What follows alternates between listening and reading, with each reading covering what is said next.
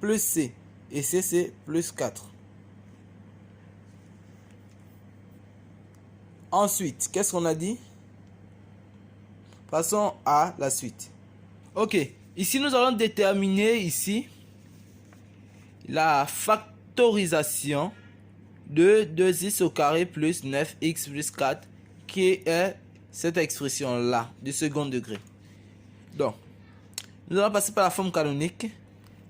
Elle consiste, le 2 qui est là, le 2, vous le mettez devant, vous le mettez en facteur. C'est-à-dire que vous allez diviser tous les autres qui n'ont pas 2 là par 2. Donc, ça nous donne 2 facteurs de x au carré, vu qu'on a pris son 2. Donc, ça me fait 2 divisé par 2, ça me donne 1. Voilà pourquoi il y a x carré. Plus 9 sur 2. Vous voyez que lui, on le divise par 2. Parce qu'on ne peut pas mettre on ne met pas une expression avec virgule, c'est pas esthétique. On préfère garder avec fraction. De x plus 4 sur 2. Vous voyez bien. Donc ça donne 2 facteurs de x au carré plus 9 demi de x plus 2. Maintenant, c'est égal à 2 facteurs de x, ce x là, plus 9 qui est ici, sur 2a. 2a, c'est-à-dire, le a représente le 2. Si vous remarquez, dans l'expression, le a c'est 2. Donc sur 2a, c'est-à-dire on va multiplier le 2 là fois 2. Donc 2 fois 2, c'est-à-dire 4. Le tout au carré. Moins 9 quarts au carré plus 2. Arrivé ici, nous allons dire que nous avons 2 facteurs de x plus 9 quarts au carré moins 9 au carré, ça donne 81 sur 4 au carré, c'est-à-dire 16 plus 2. Ok, donc continuons. Nous avons 2 facteurs de x plus 9 demi le tout au carré. 9 quarts, excusez-moi. 9 quarts le tout au carré. Ici, moins 49 16e. 2 facteurs de x plus 9 quarts le tout au carré. Moins 7 quarts le tout au carré. Donc, ça nous donne 2 facteurs de x plus 9 quarts. Celui qui est là, moins celui qui est à l'intérieur là. C'est-à-dire 7 quarts. C'est l'identité remarquable. Facteur d'x plus 9 quarts. Plus maintenant, ce qui est à l'intérieur, 7 quarts. Donc, ça nous donne 2 facteurs de x. 9 moins 2, ça me fait 2. Donc, plus 2 quarts. Vu qu'ils ont un dénominateur commun, ça me fait x plus 9 plus 7. Ça me fait 16. Donc, 16 quarts. Donc, ça me donne 2 facteurs de x plus 1 demi facteur de x plus 16. Bon, 16 divisé par 4, ça fait 4. On met directement 4. Ensuite, nous allons ici prendre le... Nous allons prendre vous voyez le 2 qui est ici en dénominateur. Nous allons multiplier le numérateur avec lui. Donc ça nous donne 2x plus 1. On réduit au même dénominateur. Sur 2.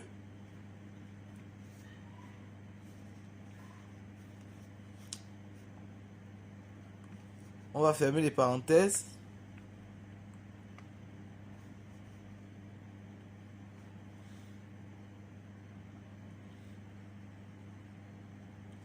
Donc, ici nous avons x plus 4.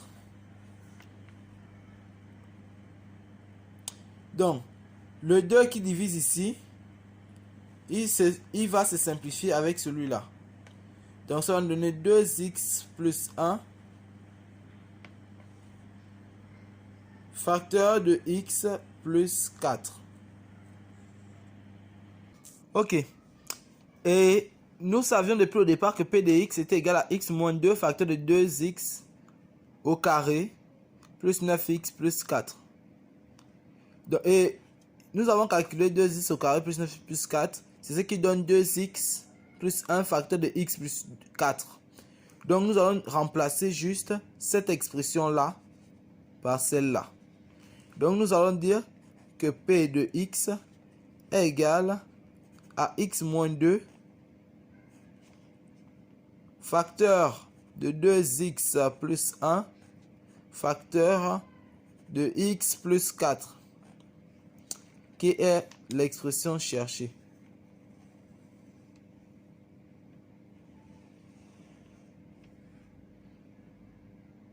Ok, maintenant résolvons dans R l'équation p de x égale 0.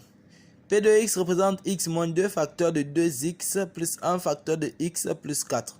Donc, nous allons dire que cette expression égale 0. Donc, dire que p de x égale 0, c'est équivalent ici à dire que x moins 2 facteur de 2x plus 1 facteur de x plus 4 égale 0. Donc, ici, nous avons une équation produit. Donc, ça équivaut à ce que x moins 2, c'est-à-dire celui-là, égale 0, ou 2x plus 1 égale 0, ou x plus 4 égale 0. Donc, nous allons résoudre. Ça nous donne x. Le moins 2 passe de l'autre côté, ça devient plus 2. Donc, ça devient 2. Ou 2x égale le plus 1 passe de l'autre côté, ça devient moins 1. Ou le x, lui, il passe de l'autre côté. Le 4 passe de l'autre côté, ça devient moins 4. Donc, la seule chose qui reste ici, c'est nous allons reporter x égale 2. Ou x égale à moins 1 demi. Parce que le 2 là vient diviser le moins 1. Sans que lui ne change de signe, il vient diviser comme ça. Donc ça va donner moins 1 demi. Ou x égale à moins 4. Donc, l'ensemble des solutions S est égal à moins 4, moins 1 demi et 2. Bien sûr, là, j'ai rangé par l'ordre croissant. Ok, donc nous arrivons à la dernière question qui dit ici étudier le signe de p de x suivant les valeurs de x.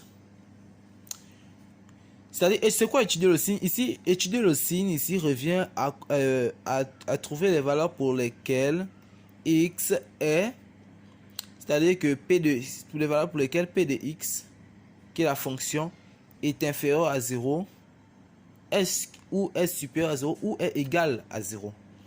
Donc, et pour ça, nous allons effectuer un tableau de signes. Donc, nous allons d'abord placer le x moins l'infini. Nous traçons le tableau de signes. Désolé pour avoir fait à la main, mais bon.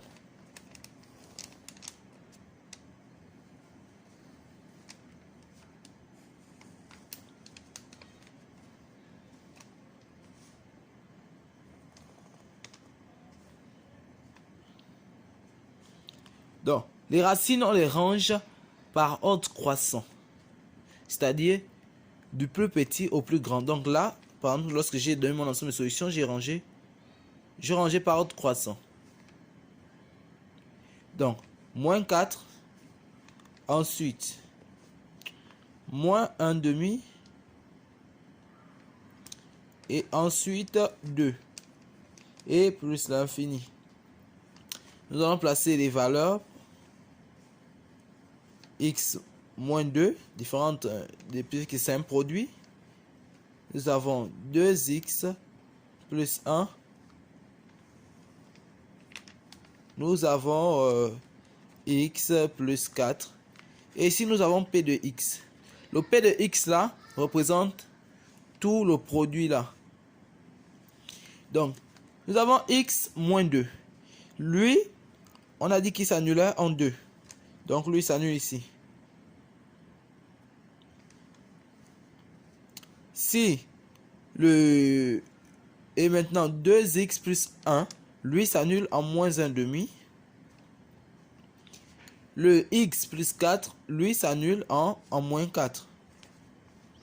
Maintenant, si dans P de x, on met 2 à l'intérieur de P de x. Donc ici, on prend x moins 2, on remplace le x par 2, ça va donner 0. Donc ici, ça donne 0. Et 0 multiplié par tout ça, ça donne 0. Donc ça s'annule. Tout le produit P ici s'annule. Également pour ici, si on remplace par moins 1 demi, ça va annuler complètement le polynôme. Également pour x plus 4. Maintenant ici, pour pouvoir déterminer le signe ici, regardez le x moins 2. Le x, ici, si l'on veut connaître le signe que nous allons mettre ici, nous regardons tout d'abord, nous regardons le signe du coefficient de x. Le coefficient de x ici, c'est 1. Donc 1 étant positif, alors nous allons mettre ici plus. Ensuite, il s'annule. Et ensuite, il commence à devenir négatif. On regarde ici, c'est positif. C'est 2x, c'est positif. Le 2 est positif. Donc, on vient, avant la racine, après la racine, on met plus, plus. Et avant, on met moins, moins. Ici, on regarde x plus 4.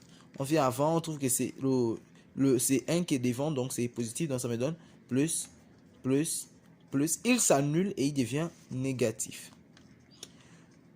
Ok, pour trouver le signe de P de x, nous allons ici effectuer le produit des signes. X fois x, moins fois moins, ça me donne plus. Plus fois moins, ça donne moins. Moins fois moins, plus. Et plus fois plus, plus. Moins fois plus, moins. Et moins fois plus, moins. Plus fois plus, plus. Plus fois plus, plus. Ok, ça c'est un détail. Le plus important, c'est d'interpréter ces résultats. Donc, nous allons déterminer ici les valeurs pour lesquelles x est supérieur à 0 ou supérieur ou égal à 0, est inférieur à 0 strictement, ou inférieur ou égal à 0, ou est égal à 0 tout simplement. Donc, si nous regardons ici dans l'intervalle, nous regardons ici d'abord, nous regardons c'est négatif, ici c'est négatif, ici aussi c'est négatif, ici c'est positif, ici également. Donc, de moins l'infini, nous voyons que de moins l'infini en moins 4, c'est négatif. Donc, nous allons dire ici, si P de... on va dire que P de x est strictement inférieur à 0 si et seulement si x appartient. Les intervalles au niveau des bornes sont toujours ouvertes. Donc, à moins l'infini, vu qu'on a dit strictement supérieur, donc on prive le moins 4. On enlève de cet intervalle. Donc, ça va faire moins 4 ouvert. Union. Nous voyons entre moins 1 demi et 2, nous voyons que P est négatif. Donc, union privé de moins 1 demi à 2. Donc, nous avons cet intervalle où P de x est strictement inférieur à 0. Maintenant,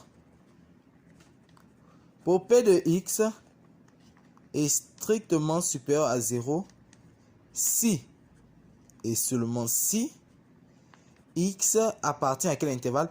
Nous on voit bien ici que il appartient à cet intervalle là et ici l'union de cet intervalle, de ces deux l'association de ces deux intervalles. Donc pour de moins 4, nous allons mettre de moins 4 ici. Donc nous allons ouvrir l'intervalle vu qu'on prive le 4.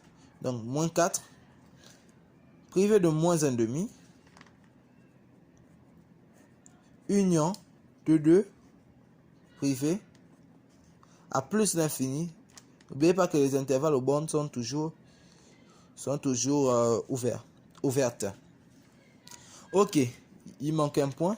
Si on avait utilisé les inégalités larges, on devait laisser si P de x est égal à 0. Mais si on utilise les inégalités strictes, alors il faut représenter ça. Donc, pour P de x égale 0,